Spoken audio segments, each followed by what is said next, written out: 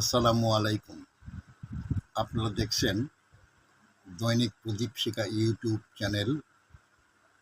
এখন আমাদের সঙ্গে যুক্ত হচ্ছেন ডক্টর মোহাম্মদ ইউনূস তার সঙ্গী সাথীদেরকে নিয়ে এখন আমেরিকাতে আছেন। জাতিসংঘের সাধারণ অধিবেশনে যোগদান করতে যাচ্ছেন। আর তার সেই যোগদানকে কেন্দ্র করে আজকের দিনে বাংলাদেশ এবং আমেরিকা নিউ ইয়র্ক সিটি সহ বাংলাদেশি কমিউনিটি অধ্যুষিত লন্ডন আমেরিকার বা ইউরোপের যে বড় বড় শহরগুলো, সেখানে রীতিমতো তুলকালাম কাণ্ড ঘটে যাচ্ছে। এই ভিডিওটি যখন করছি তখন এক ফাঁকে সোশ্যাল মিডিয়াতে দেখে আইলাম যে ডক্টর মোহাম্মদ ইউনূসকে রিসিভ করার জন্য বিএনপির কিছু নেতাকর্মী এবং কিছু সোশ্যাল অ্যাক্টিভিস্ট, যারা মূলত ডক্টর মোহাম্মদ ইউনূসকে সমর্থন করেন, তারা এয়ারপোর্টে গেছেন এবং তারা এয়ারপোর্টে গিয়ে নিজেদের নিরাপত্তার জন্য ডক্টর মোহাম্মদ ইউনূসকে প্রোটোকল দেওয়ার জন্য সবাই পুলিশকে ফোন করছেন, ঘন ঘন পুলিশকে ফোন করছেন। তো এটা আসলে কোন পর্যায়ে যাবে আমরা বলতে পারিনি, তবে এটা নিয়ে হয়তো ঘটনা ঘটার পর আর একটা ভিডিও করব, যেটা আন্দাজ করছে যে ডক্টর মোহাম্মদ ইউনূস আমেরিকার সোসাইটির সংস্কৃতি খুব ভালো জানেন। তো সেখানে যেভাবে পুলিশ যে কোনো বিপদে এগিয়ে আসে, এটা যেমন সত্য, তেমনি আবার আপনার গণতান্ত্রিক অধিকার প্রয়োগ করার জন্য আপনি মিছিল করতে পারেন, মিটিং করতে পারেন, পুলিশের অনুমতি নিয়ে আপনি ডিমও মারতে পারেন, যে কাজটি আওয়ামী লীগ করবে। কিন্তু যে কাজটি আওয়ামী লীগের লোকজন এখন পর্যন্ত কল্পনা করতে পারছে না। ফার্স্ট থিং হলো যে তাদেরকে প্রতিহত করার জন্য, কাউন্টার মিছিল করার জন্য এখানে জামাতে লোক একত্র হতে পারে, বিএনপি লোক একত্র হতে পারে। এমনকি বাংলাদেশে যাভাবে মব করা হয়, ঠিক ওইভাবে যদি আমেরিকাতে বিভিন্ন খ্রিস্টাঙ্গ গ্রুপ রয়েছে, আফ্রিকান গ্রুপ রয়েছে, এমনকি আমেরিকান ছিন্নমূল মানুষ রয়েছে, যাদেরকে আপনি $100, $150 বা $200 বিনিময়ে তাদেরকে তাকে দিয়ে আপনি অনেক কাজ করাতে পারেন।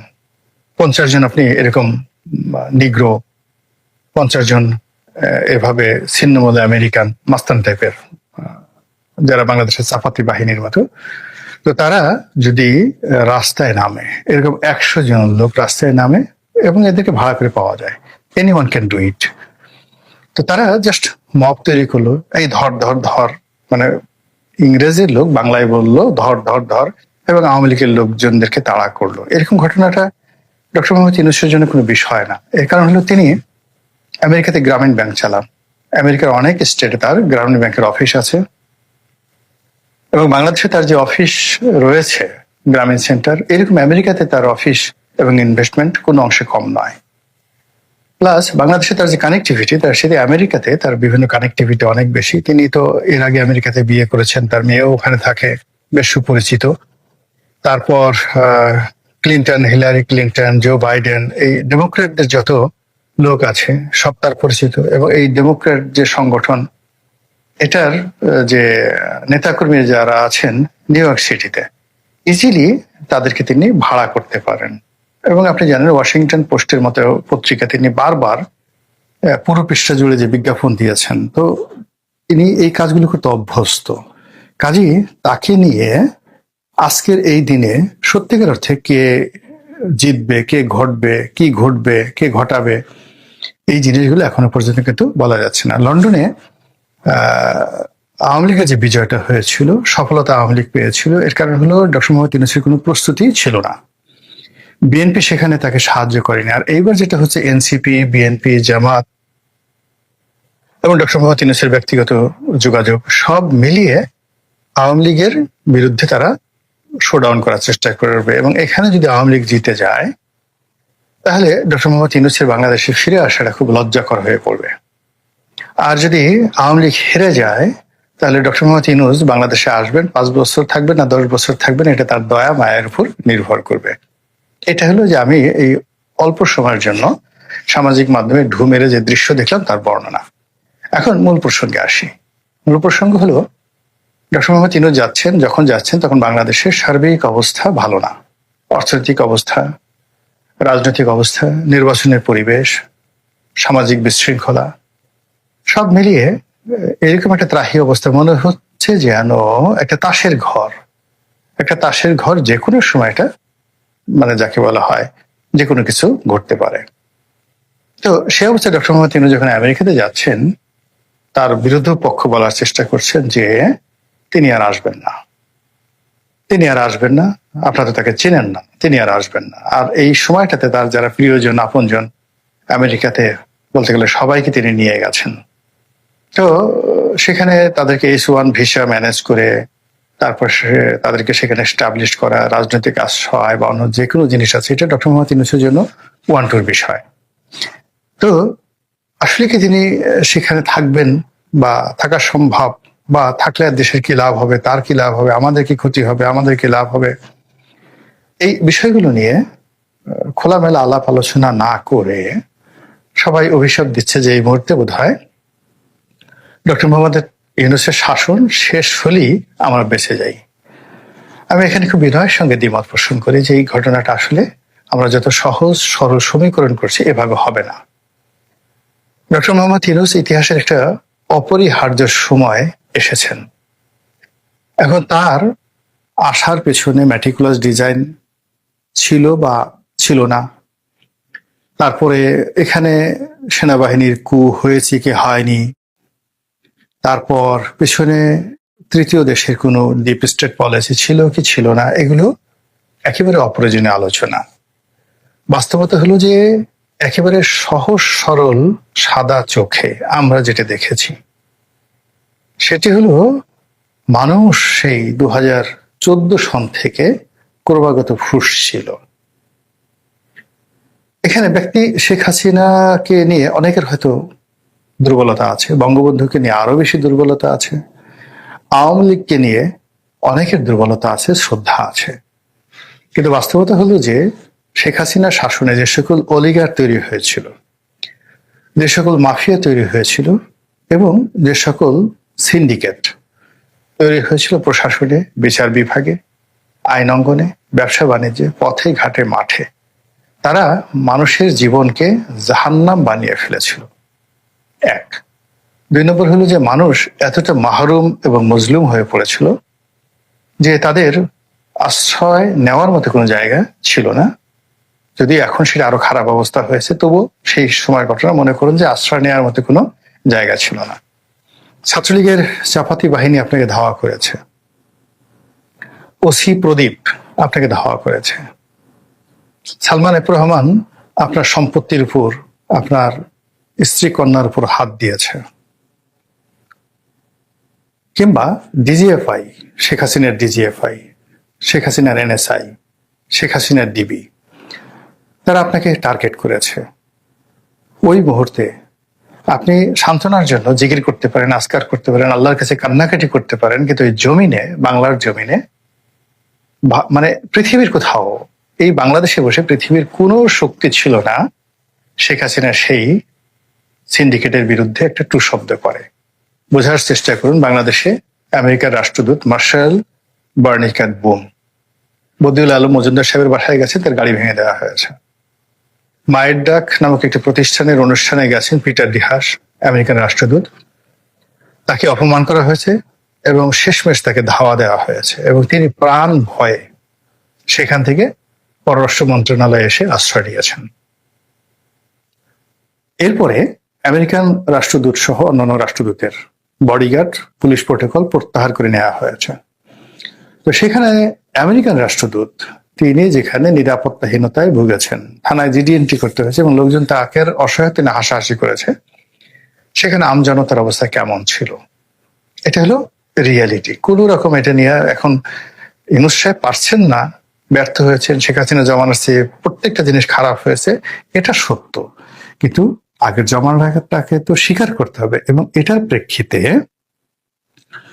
যে আন্দোলনটা হলো, যে খুন খারাপই হলো, এবং জুলাইয়ের যে বিপ্লব, সেই বিপ্লবটা যেটা বাড়তে বাড়তে গিয়ে আগস্ট মাসের 2024 সালের আগস্ট মাসের 5 তারিখে যে ঘটনাটা ঘটলো, আল্লাহর ওয়াস্তে সেই সময়টা চিন্তা করুন। দেখবেন যে ওই সময়টিতে দুটো অপশন ছিল। জেনারেল ওয়াকারুজ্জামান সর্বাঙ্গীন সুন্দর হতো তিনি যদি মার্শাল ল জারি করতেন, অথবা দেশে জরুরি অবস্থা জারি হতো। তো জরুরি অবস্থা জারি হলে মূলত সমস্যার সমাধান হতো না। এখানে মার্শাল ল জারি করে আওয়ামী লীগের বিরুদ্ধে যদি এখন যে ব্যবস্থা নেওয়া হচ্ছে এই ব্যবস্থাগুলি যদি ওয়াকরুজ্জামান করতেন তাহলে সবার জন্য ভালো হতো।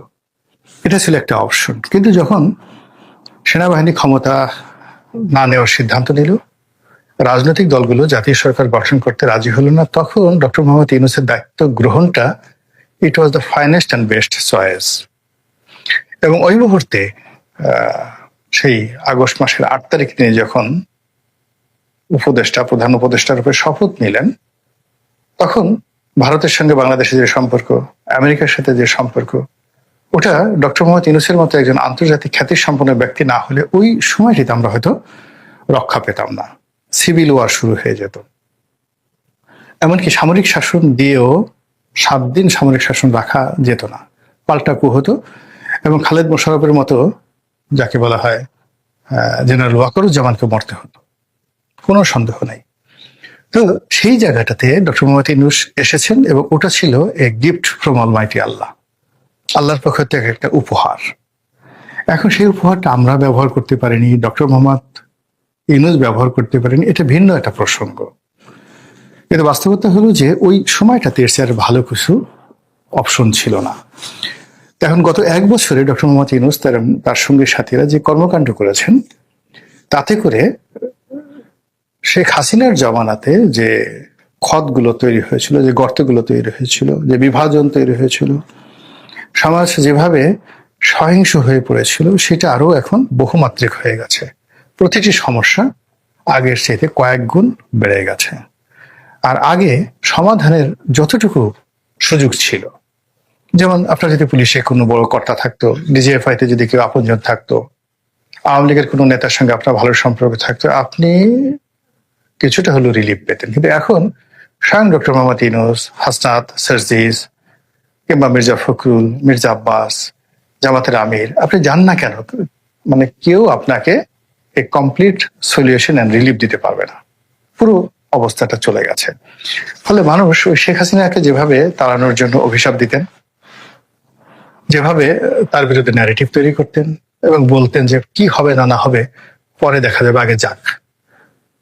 আমি এই উদাহরণটা আগেও একবার বলেছি যে ধানমন্ডির একটা বেশ বড় ডিপার্টমেন্টাল স্টোরের মালিক বা ম্যানেজার, তো একদিন তার কাছে গেলাম, আমার ইউটিউবে টক শো দেখেন, আমার ভক্ত। তো বারবার বলতেছিলেন যে স্যার কবে যাবে, এটা 2024 সনের ধরুন ফেব্রুয়ারি মাসের দিকে, কবে যাবে স্যার, তো পারছি না, সহ্য হচ্ছে না।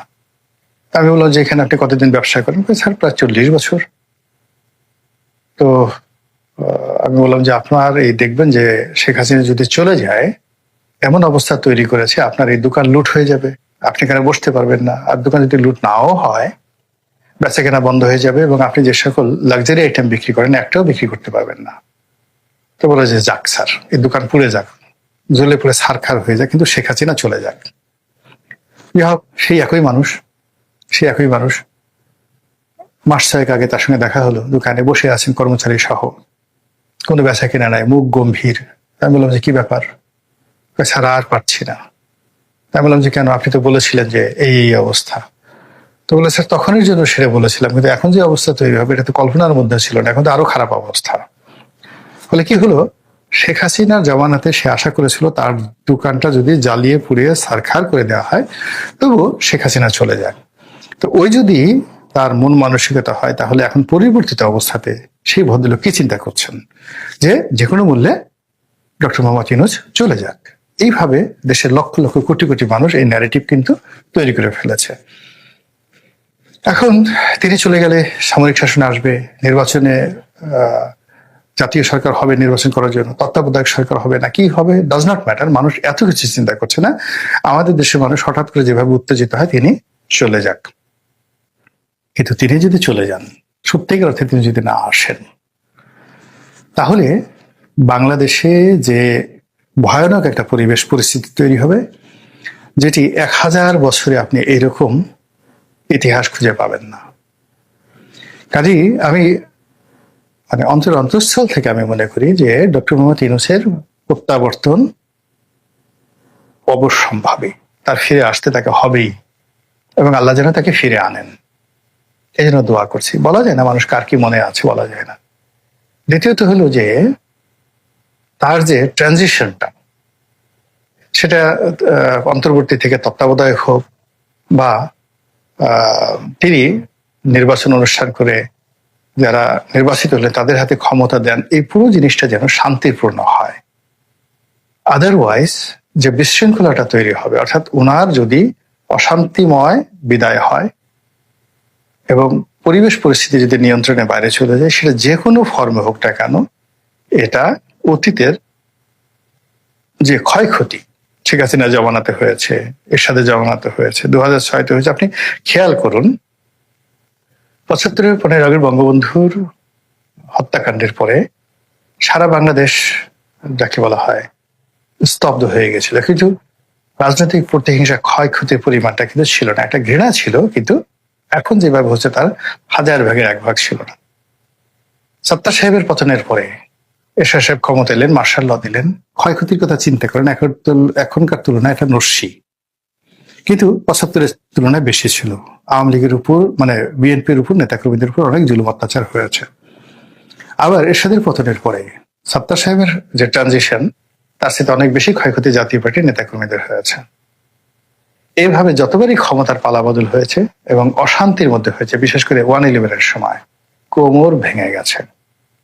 আবার 111-এর সময় বিএনপির যে ক্ষতি হয়েছে, তার সাথে অনেক বেশি ক্ষতি এখন কিন্তু আওয়ামী লীগের হচ্ছে। তো কাজেই একটা অনিয়মতান্ত্রিক অশান্তির মধ্যে যদি ডক্টর মোহাম্মদ ইউনূসের পতন হয় বা তিনি যদি না আসেন, একটা ভ্যাকুম তৈরি হয়, তাহলে এই যে আগস্ট মাসের 5 তারিখে শেখ হাসিনা চলে যাওয়ার পর যে পরিস্থিতি তৈরি হয়েছে, তার সাথে ভয়ঙ্কর ভয়ঙ্কর মহাভয়ঙ্কর, আউট অফ আওয়ার ইমাজিনেশন এরকম পরিস্থিতি তৈরি হবে, যেটা একজন নাগরিক হিসেবে আমি কখনোই কল্পনা করি না। বাংলাদেশকে কেন্দ্র করে আমেরিকা এবং ভারতের যে সম্পর্ক, এটি এখন রীতিমতো দা কুমড়ার সম্পর্কে পরিণত হয়েছে। আমরা জানি যে জনাব ডোনাল্ড ট্রাম্প এবং জনাব নরেন্দ্র মোদী, এই দুজনের মধ্যে একটা ঐতিহাসিক বন্ধুত্বপূর্ণ সম্পর্ক ছিল, এবং ডোনাল্ড ট্রাম্প ক্ষমতা আসার পর তাদের মধ্যে প্রথম যে বিতণ্ডা, সেই বিতণ্ডাটা শুরু হয় বাংলাদেশকে কেন্দ্র করে।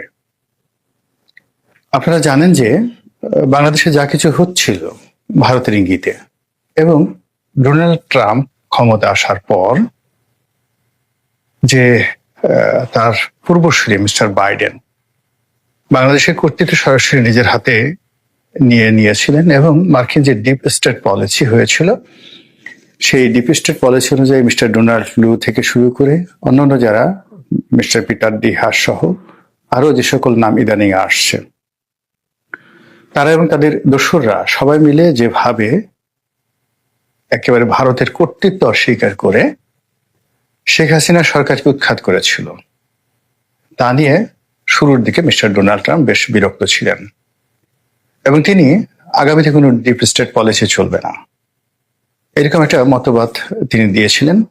অর্থাৎ মার্কিন যুক্তরাষ্ট্র আগামীতে কোনো দেশে সরকার পরিবর্তনে একটি পয়সাও সেই দেশের ট্রেজারি থেকে আর বিনিয়োগ করবে না। দ্বিতীয়ত হলো যে এই ডিপ স্টেট পলিসির যে সকল কর্তা ব্যক্তি, তিনি তাদেরকে চাপে রাখার জন্য ওই আমেরিকাতে জর্জ সরোজ, যার সঙ্গে ডক্টর মোহাম্মদ ইউনূসের একটা ভালো সম্পর্ক ছিল, এবং জর্জ সরোজ ওই সময়টিতে ডিপ স্টেট পলিসির কারণে নানা দেশে নানা রকম যে অপকর্ম করে বেড়াতেন, তার ব্যাপারে ডোনাল্ড ট্রাম্প খুব, যাকে বলা হয় একেবারে কাটছাট সম্পর্ক, মানে হোয়াইট হাউসের ধারে কাছে জর্জ সরোজ এবং তার যারা লোকজন ঢুকতে না পারে সেই ব্যবস্থা তিনি করেছিলেন। দ্বিতীয়ত, তিনি এসে তার মনোভাব এতটা শক্তিশালী অবস্থানে তিনি বসেছিলেন দুটো বিষয়ে, একটা হলো এই ডিপ স্টেট পলিসি, আর একটা হলো পুতিনের পক্ষ অবলম্বন করা এবং ইউক্রেন যুদ্ধ বন্ধ করার জন্য জেলেনস্কিকে চাপ দেওয়া। এবং এই কাজগুলো তিনি করেছিলেন মূলত তার বন্ধু জেলেনস্কিকে সহযোগিতা করার জন্য। আর দ্বিতীয়ত, বাংলাদেশের ব্যাপারে ডিপ স্টেট থিওরি, ডোনাল্ড লুকে চাকরিচ্যুত করা, পিটার ডি হাসকে চাকরি ছাড়তে বাধ্য করা, এই কাজগুলো করেছিলেন মূলত নরেন্দ্র মোদীকে খুশি করার জন্য।